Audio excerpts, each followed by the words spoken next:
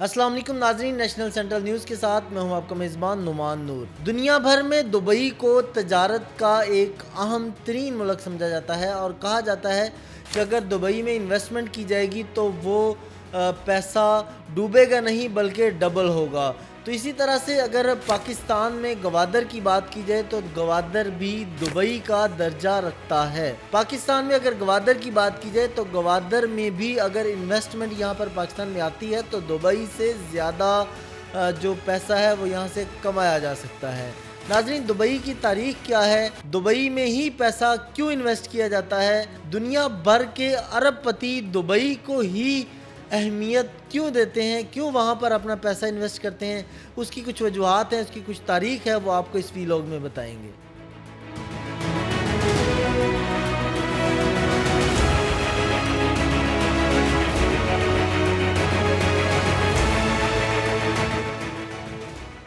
नाजरीन, शेख मोहम्मद बिन राशिद अल मखतूम ने जब दुबई डेवलप किया था तो उनके दोस्तों और शाही फैमिली ने मशवरा दिया कि आप अरब मालिक के शाही ख़ानदानों और बिजनेसमैनों को दुबई में सरमायाकारी की दावत दे दें। ये लोग अगर अपनी दौलत का 1% भी दुबई में लगा दें तो ये स्टेट, ये रियासत दिनों में डेवलप हो जाएगी।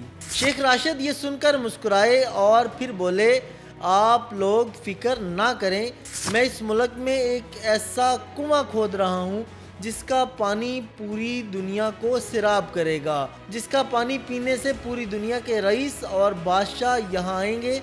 और इनका ख़ानदान हंस पड़ा। उनका ख्याल था कि रेत में क्या कुआं खोदा जा सकता है और शेख का दिमाग चल गया है। उस वक्त उसके रिश्तेदारों का कहना था कि ये अपना तमाम सरमाया बर्बाद कर देंगे, लेकिन वक्त ने शेख को सच्चा साबित कर दिया। और फिर दुबई पर एक ऐसा वक्त आ गया जब पूरी दुनिया के सरमायाकार अपनी सारी दौलत के साथ यहाँ पहुँचे और आज 4000 मुरब्बा किलोमीटर की ये छोटी सी रियासत दुनिया की चंद अमीर तरीन रियासतों में शुमार होती है। आप अगर करोड़पति हैं और दुनिया के किसी भी खित्ते से ताल्लुक़ रखते हैं तो आप सरमायाकारी या रिहाइश के लिए कभी ना कभी दुबई ज़रूर आएंगे। और आप अगर सरमायाकारी ना भी करें तो भी आप सियाहत की शक्ल में दुबई में इन्वेस्टमेंट ज़रूर करेंगे। नाज़रीन, अब गवादर की बात करते हैं। गवादर जितनी छोटी सी सिटी स्टेट में 800 होटल्स हैं और इनमें से 100 होटल 5 स्टार हैं और दुनिया का वाहिद 7 स्टार होटल भी इनमें शामिल है। इन होटल्स में 1.5 लाख कमरे हैं और जो कि किराए पर दस्तयाब हैं। 50,000 फ्लैट्स इसके अलावा हैं जो कि शहर में मौजूद हैं और इस शहर में 96 वसी और रीज़ मॉल्स हैं। इनमें दुनिया का सबसे बड़ा मॉल भी शामिल है। दुनिया का महंगा तरीन घर भी दुबई में बनाया गया। ये 750 मिलियन दिरहम में फ़रोख्त हुआ था और ये आलमी ख़बर बना। छोटे से शहर में 6,52,805 कंपनियां हैं और ये कंपनियां 10,000 अरब डॉलर का बिजनेस करती हैं। इसकी 2 आबादियों में एमिरेट्स हिल्स और पाम जमेरा में दुनिया के अमीर तरीन और बाअसर तरीन लोग रहते हैं। इस शहर में 13,000 रेस्तोरां हैं। दुनिया में सबसे ज़्यादा रेस्टोरेंट्स पेरिस में हैं। इनकी कुल तादाद 17,000 है और ये रोज़ाना 10 मिलियन यूरोज़ का बिज़नेस करते हैं। नाज़रीन, जबकि दुबई में इनकी तादाद 13,000 है और ये 7 मिलियन डॉलर का बिज़नेस करते हैं। जबकि अगर दुबई एयरपोर्ट की बात की जाए तो दुबई एयरपोर्ट पर रोज़ाना 1200 फ़्लाइट्स उतरती हैं और उनके ज़रिए रोज़ाना लाखों मुसाफिर शहर में आते हैं। और अगर इसकी बिज़नेस डिस्ट्रिक्ट की बात की जाए तो इसकी बिज़नेस डिस्ट्रिक्ट JLT में दफातर की 26 बुलंदो बाला बिल्डिंग्स हैं और इसका कुल रकबा 79 लाख फीट है। इस शहर को शॉपिंग पैराडाइज भी कहा जाता है। हुकूमत ने तमाम छोटे बड़े मॉल्स को मेट्रोज़ के ज़रिए आपस में जोड़ दिया है। अगर आप मॉल के अंदर से मेट्रो पर बैठें और दूसरे मॉल में चले जाएं और दूसरे से तीसरे मॉल में और इस तरह सारा दिन शॉपिंग करते रहें। मॉल्स के अंदर होटल्स भी हैं जबकि लोग इन होटल्स में रहते हैं और सारा दिन मॉल में गुजार देते हैं। नाज़रीन, जबकि तफरीह की तमाम सहूलतें भी यहाँ मौजूद हैं। इनमें घोड़ों की रेस से लेकर बहरी जहाज़ों तक और वाटर पार्क से लेकर जुआ खानों तक और खेल के मैदानों से लेकर شراب خانوں تک ہر چیز یہاں میسر ہوتی ہے۔ ناظرین، سیاح دن رات ان میں مصروف رہتے ہیں، پوری دنیا سے خاندان کے خاندان یہاں آتے ہیں اور مزے سے چھٹیاں گزار کر چلے جاتے ہیں۔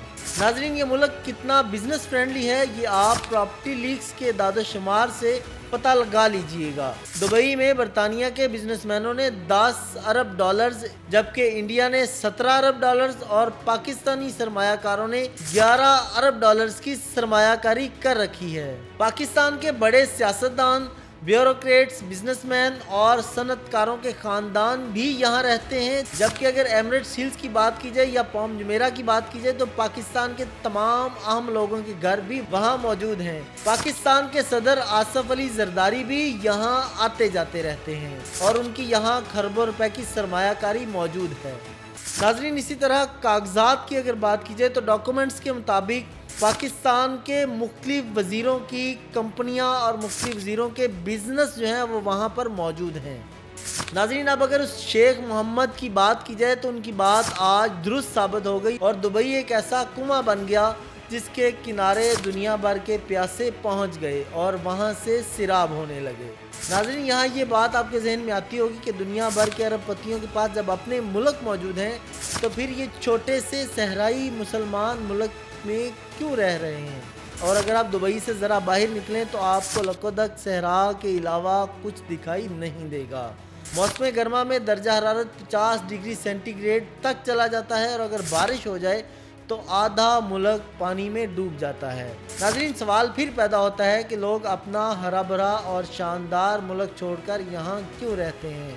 اس کا جواب بہت ہی سیدھا اور آسان ہے کہ دبئی کے حکمرانوں نے اپنے ملک کو اتنا آسان اور مستحکم اور بزنس فرینڈلی بنا دیا کہ دنیا بھر کے ارب پتی اور با اثر لوگ یہاں اپنے ملک کو چھوڑ کر آ کر دبئی میں انویسٹمنٹ کرتے ہیں اور وہاں سے پیسہ کماتے ہیں۔ ناظرین، اس حوالے سے اگر پاکستان کی بات کی جائے تو پاکستان کے بزنس مین بھی اپنے خاندانوں کو دبئی میں پاکستان کے مقابلے میں زیادہ محفوظ سمجھتے ہیں شاید، اور اسی طرح سے دبئی میں پاکستانی جو ہیں اور دیگر ممالک کے جو لوگ ہیں وہ انویسٹمنٹ کرتے ہیں اور وہاں سے خوب سرمایہ کما رہے ہیں۔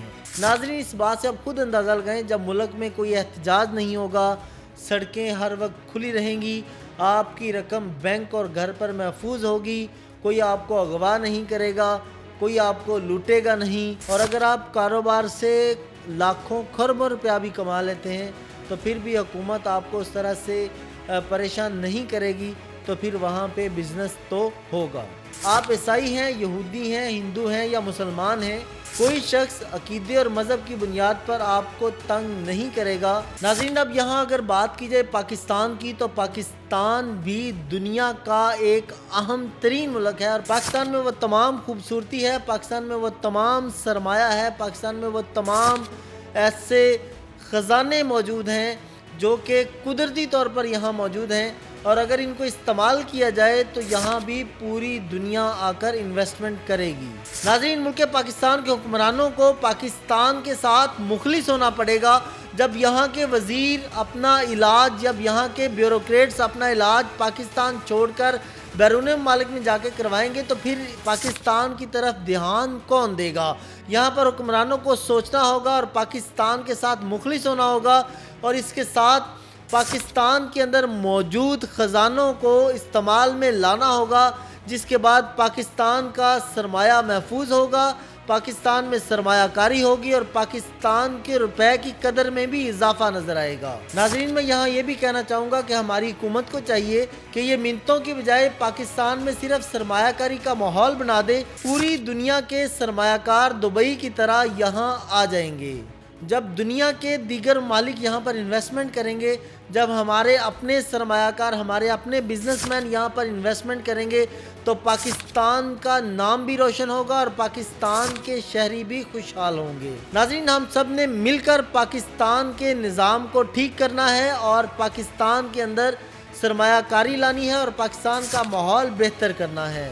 ناظرین، یہ تھا میرا آج کا ویلاگ۔ اسی کے ساتھ اپنے میزبان نعمان نور کو دیجیے اجازت۔ اللہ حافظ۔